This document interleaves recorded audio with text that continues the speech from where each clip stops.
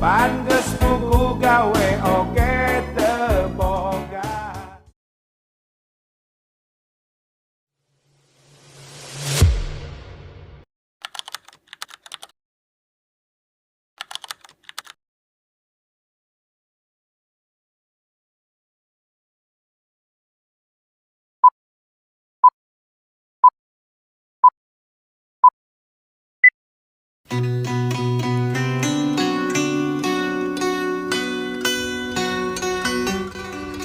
Pada abad ke-20, di tanah Priangan, wanita hidup di balik tirai adat yang tebal.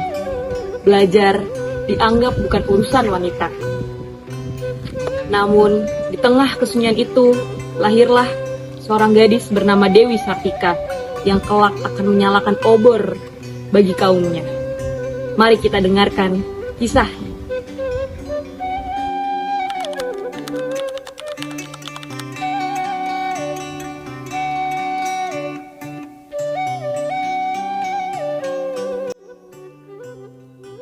Wi, Iya, Ibu. sudah sore nak. Sejak tadi ibu lihat kau hanya membaca saja. Tak bosankah kau dengan huruf itu? Tidak, Ibu. Justru dari huruf-huruf inilah aku bisa melihat dunia. Aku hanya ingin tahu bagaimana perempuan di negeri lain bisa belajar. Wi, anak perempuan tidak perlu sejauh itu. Cukup mengurus rumah, menjahit, dan menjaga nama baik keluarga itu sudah mulia, Wi. Tapi Ibu, bagaimana kalau perempuan ingin tahu lebih? Apakah salah kalau perempuan ingin pandai seperti laki-laki? Tidak salah nak, hanya saja adat kita belum siap. Kau bisa dijauh orang karena berpikir berbeda. Kalau begitu, aku akan menanggungnya. Ya, meskipun berjalan sendirian. Anakku, semoga langkahmu tidak membuatmu terluka. Ya, Ibu. Masuk Nyi Siti menghampiri Dewi Sartika. Yang Dewi, kau sedang apa? Seperti biasa, aku sedang membaca. Aku dengar kau suka membaca. Ya, Nyi. Itu bagus. Buku adalah jendela untuk mereka yang berani melihat. Tapi orang bilang aku sombong karena belajar hal-hal yang tak pantas untuk gadis. Setiap langkah menuju ilmu memang berat. Tapi kelak, langkahmu akan menjadi jalan bagi banyak perempuan. Datang Nyi Rukmini dan Nyi Aminah membawa keranjang kain. Umi, iya, silakan masuk.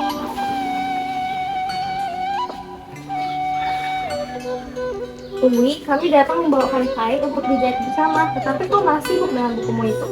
Aku sudah membaca petualang perempuan di Eropa. Mereka bisa belajar bahkan mengajar. Perempuan mengajar, itu aneh. Kalau di sini, perempuan yang berbicara di depan umum saja dianggap tidak tahu sopan. Itu yang harus kita ubah. Aku ingin perempuan di sini juga bisa membaca dan menulis, bukan hanya menunggu nasib. Aku setuju, Umi. Kalau kita bisa membaca, kita bisa tahu lebih banyak. Tidak gampang dibodohi, apalagi ditipu. Tapi masyarakat akan menyinyir. Orang-orang di pasar sudah membicarakannya tahu. Mereka bilang, Dewi Sartika itu aneh. Nanti sulit menikah. Kalau kepintaranku membuat aneh, biarkanlah. Aku lebih baik disebut aneh daripada disebut bodoh. Raja Permas mendengarnya dan merasa khawatir. Wi, kemari nak. Iya, Ibu, ada apa? Wi, hati-hati dengan lidah manusia. Adat dan pandangan orang bisa lebih tajam dari pisau. Tapi Ibu, aku hanya ingin anak-anak perempuan di sini tidak lagi takut seperti aku dulu. Begitulah awal perjuangan ini dimulai. Dari ruangan kecil dan suara hati yang besar. Dari seorang gadis yang menolak diam di balik tirai adat yang tebal. Namun, suara hati Dewi tak mudah padam. Semakin banyak cibiran, semakin besar nyalanya. Ia tahu untuk membuka jalan bagi perempuan. Ia melawan, bukan dengan keberanian, tetapi dengan keberanian dan ketulusan.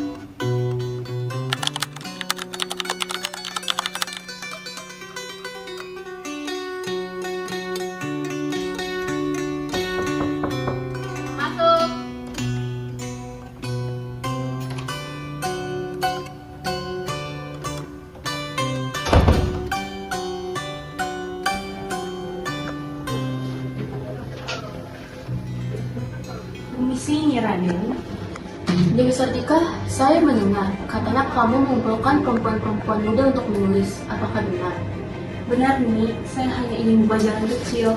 Hanya agar perempuan-perempuan di sini bisa membaca dan menulis namanya sendiri. Kamu sadar nggak yang kamu lakukan itu melanggar adat? Masa kamu kan seorang bangsawan, mengajar rakyat biasa? Itu nggak lazim. Saya sadar, Nini. Bukankah ada itu melindungi, bukan mengekang? Hening sejenak. Nyi Raden Martanagara mulai melunak. Kamu berbicara seperti api, Nak. Api yang bukan hanya menyala, tetapi juga bersinar terang. Saya melihat keberanian yang jarang dimiliki perempuan bangsawan seperti kamu. Saya hanya ingin perempuan tidak takut lagi. Kalau kita bisa menikahin, mengurus rumah tangga, kita juga bisa menandingi masa depan bangsa dengan ilmu. Masuk Raja Permas dengan tergesa. Wajahnya begitu terlihat cemas. Uwi, apa yang kamu lakukan di sini? Ibu dengar kau bergaul dengan Belanda. Mereka bilang kau ingin merusak adat. Tidak, Ibu. Aku hanya ingin menyelamatkan adat. Kalau perempuan tetap bodoh, siapa yang akan menjaga kebijaksanaan adat itu sendiri? Nyi Rukmini pun menangis dengan perlahan. Uwi, aku dulu mantan tahu kamu, sampai sekarang aku malu. Aku akan belajar membaca, walau hanya membaca surat sederhana. Tidak apa-apa, Nini. Itu adalah langkah awal yang bagus. Kita tidak bisa langsung mengubah segalanya, tapi kita bisa mulai dari diri kita sendiri. Dewi, saya memang gak bisa terang-terangan membantu kamu, tetapi saya akan lakukan secara diam-diam. Saya akan mengajarkan beberapa perempuan muda untuk belajar dari kamu. Dunia ini butuh perempuan seperti kamu. Terima kasih, Nyi. Saya tidak butuh bantuan banyak. Tahun demi tahun pun berlalu. Angin perubahan kini mulai berhembus di tanah Priangan. Di sudut rumah sederhana, Dewi Sartika duduk bersama seorang anak perempuan. Di tangan anak itu bukan lagi alat tenun, melainkan selembar kertas lusuh, pena bambu, dan harapan baru.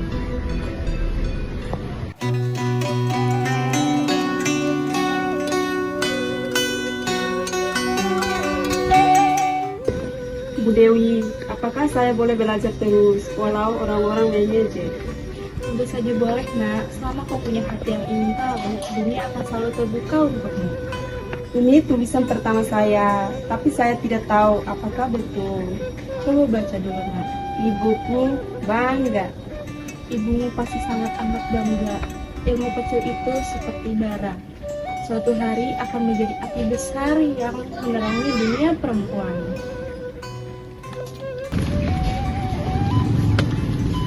Ui, sekarang ibu paham. Dulu ibu takut, tapi kini ibu bangga. Semoga apa yang kau tanam hari ini bisa tumbuh menjadi cahaya bagi anak cucu kita. Iya, Ibu. Jika perempuan berani belajar, berani berpikir, dan berani berbuat, maka bangsa ini tak lagi jalan dengan satu kaki. Dewi Sartika berjuang hingga akhir hayatnya. Walau banyak yang menentang, ia tak pernah menyerah menyalakan cahaya. Cahaya itu kini tumbuh di setiap wanita yang berani bermimpi. Cahaya yang lahir di balik tirai adat yang tebal.